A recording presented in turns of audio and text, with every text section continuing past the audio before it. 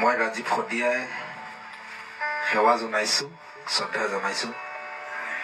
অনাগত দিনবিলাকত আপোনালোকক লগ পাম, নিশ্চয়কৈ ক'ৰবাত আপোনালোকক লগ পাম।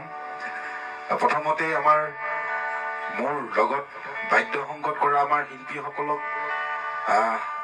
এবাৰ দেখুৱাব বিচাৰিছোঁ, দেখুওৱাৰ লগতে চিনাকি কৰাই দিব বিচাৰিছোঁ।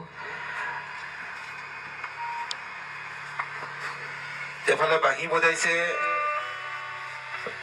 আমাৰ জীৱন কোঁৱৰ। জীৱন এওঁ আহিছে আমাৰ নাহৰকটীয়াৰ পৰা, গতিকে আপোনালোকৰ আশীৰ্বাদ বিচাৰিছে। আৰু এয়া পেট বজাইছে আমাৰ কাকো পথাৰৰ পৰা আহিছে ভাইটি সৰ্বদীপ নেওগ। আৰু এইফালে ঢোলক বজাইছে হীৰকজ্যোতি গগৈ, লাইপুলি তিনিচুকীয়াৰ। আৰু এজন আমাৰ ঢোলক বাদক আছে, তেখেত বৰ্তমান অনুপস্থিত। এওঁ বেজগীতা বজাইছে বাগজানৰ। আপোনালোকে সকলোৱে জানে বাগজানৰ কথা। বাগজানৰ পৰা এওঁ আহিছে হোমেন মৰাণ।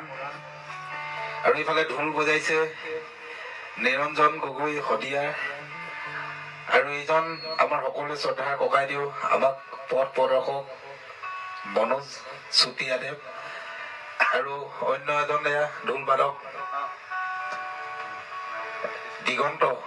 দিগন্ত বুঢ়াগোহাঁই, এওঁ শদিয়াৰ।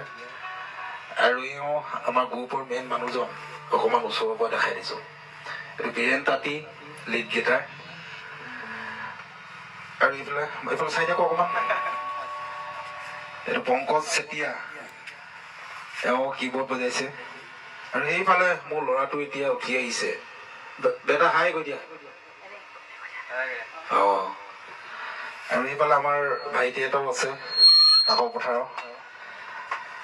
বা যি কি নহওক, অকণমান আখৰা আপোনালোকক দেখুওৱা বুলি আচলতে লাইভটো কৰিলোঁ। ভাল লাগে আখৰাবিলাক, আমাৰ গানবিলাক।